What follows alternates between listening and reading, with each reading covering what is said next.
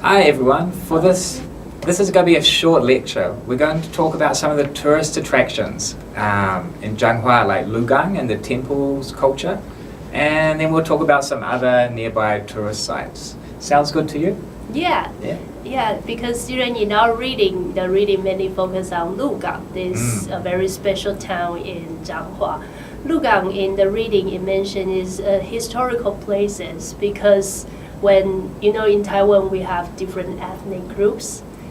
When people from mainland China, they move to Taiwan. Actually, Lugang is one of the first 3 towns they choose to settle down. So we have a Chinese saying, 一府二路三艋甲. 一府 means Tainan city, 二路 means Lugang. 三艋甲 means Wanhua in Taipei city now. So it's actually the oldest towns in Taiwan, the first oldest town in Taiwan. Wow, so it's really got a lot of traditional culture, like those temples. Yeah, as an international person in Taiwan, I always feel the temple culture here is really intriguing. Like, a lot of the things that happen in the temples, I had no idea before I arrived in Taiwan. Like, things like the burning the incense sticks, and you actually need to, when you visit a temple and you take the incense, you'll normally burn them about 3 or 4 different places, right? Because you need to make sure that you recognize the different gods. So, according to my memory, first we went outside and we would burn the incense sticks for the god of heaven. And then later we'll go inside and maybe there'll be 2 or 3 other places where we'll burn the incense. And cool. You say bye-bye, right? Yeah, we say so basically it's sort of like praying, and you'll explain maybe. I remember I had to introduce my personal information. Yeah, you have to say who are you? Yeah. So I wonder, can I understand English or do I need to introduce myself in Chinese? I'm not sure. But that was always very interesting. And I remember there's some temples like Matsu Temple. I noticed there's a lot of Matsu temples around. I remember the other thing that was very interesting to me in the temple is I will always call them the 2 bananas, but it's not really banana. It's like a half shape. I got that. What's the name of that one in Chinese? Actually, they have an official name, but I cannot recall that. Maybe I will put a small screen here to tell the student. But we say bui. Yes, actually it's in Taiwanese. Even in Chinese, I'm not sure how it's called. Yeah, well, I think those are really cool because if you ask sort of a yes/no question, and it depends which way they're facing, like one up and one down, or 2 facing up, or 2 facing down. And one way means yes, and one way means no, and the other way means maybe the god is laughing at your question, or no comment. That means you have to think about the question again, because if they are laughing, which means probably this question is not formed in a good way, or it's too broad, so they laugh. Yeah, and I remember you need to get about 3 yeses in the row to be sure of your answer. That's quite hard to get 3 yeses, I think. Like I remember last Chinese New Year, we went to visit one temple of money god called Cai Shen. Cai Shen, and then if they maybe will let you borrow some small amount of money if you ask the god and if he agrees, and then you could kind of borrow and then pay back 1 year later. Yeah, the money you borrow we call is like the mother money. Oh yeah. Because if you bring the mother money back to home, you will have babies, which means you will be very fortunate. You will be very fortunate all around the year, and then you have to pay the interest back to the god who borrowed you the money. Oh, right. That is very interesting culture in Taiwan, because every year in the Chinese New Year, there is a day people will particularly go to this kind of temple. And there are 2 very famous, one called Nangong. It's actually Nantou, because we are going to talk about Nantou later on.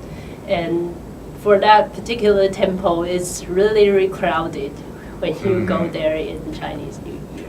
Is it? Yeah, I know there's the one in Jushan. Jushan. It's kind of like a giant rooster or something. Yeah, it's actually Zunzi Dangong. It's the same one. The same one, okay. Same one.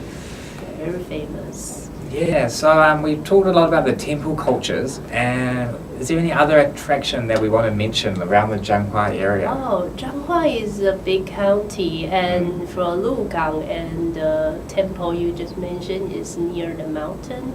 And we also have the sea.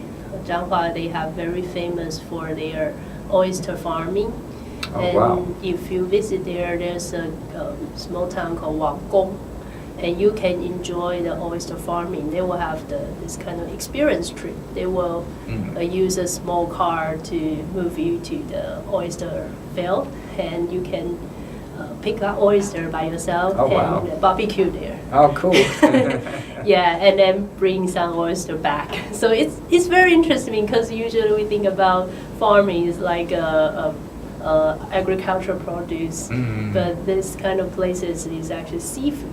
Yeah. In Zhanghua. I think we can call that aquaculture. Yeah. Because it's farming to do with the sea or the ocean. So aqua means water. Aquaculture. And so aquaculture. Okay. But I wonder if they have that, there's a kind of oyster soup which I had before with like sticky noodles inside. So a couple of times when I traveled in Taiwan around the coast, I had the oyster with the very sticky noodles inside. Oh, yeah. That one's pretty nice too. Yeah. And also in Zhanghua, as Daniel mentioned, there are a lot of temples. And also in Zhanghua, there is a famous tourist attraction called Bagua Shan. I've been there before, yes. Yeah. What can you see at Bagua Mountain? You will see a big Buddha. Even in you are in Zhanghua City, you can see that wherever you go. Because it's quite big. And people go there is actually pray, as you say, and also enjoy the view because Bagua Mountain is, if you climb up, you can see the view of the Zhanghua County and also Nantong County. And there are also a lot of tea land there, the field there, and also there are a lot of pineapples. I went to one pineapple. It's a pineapple farm on top of Bagua Mountain. They make it's called Sunny Hills, and they made the kind of pineapple cakes. Yeah, Sunny Hill. And when you visit there, they'll give you one for free. Yeah. But I heard maybe too many people went there to try to get the free ones, so maybe it's not free anymore. Yeah, last time I visited there in last Chinese New Year, they didn't give it for free now. You have to buy first, and then you use the receipt, and then you can and they will give you free sample for that. Yeah, Hunting Hill. And Hunting Hill is quite famous right now because I know they have shop in Tokyo right now. Yeah. So because pineapple cake now has become one of the famous Taiwanese souvenir. Okay, great. Oh well, next time I go back to New Zealand, I'll take some pineapple cakes back. Yeah, remember to bring that. Maybe I'll get the Sunny Hill pineapple cake. Yeah. So let's talk about Zhanghua and Lugang and the temple culture. Yeah. Okay. So we'll see you Bye. later. See you. Bye. Hello, student. Welcome back. We have 2 questions for you for our first lecture. So you want to go first? Yeah, sure thing. So our first question is, what can you see at Bagua Mountain? And my second question is, Daniel mentioned there are a lot of practice in temple, and that's create a very special temple culture in Taiwan. So what kind of practice you can find in the temple? Okay.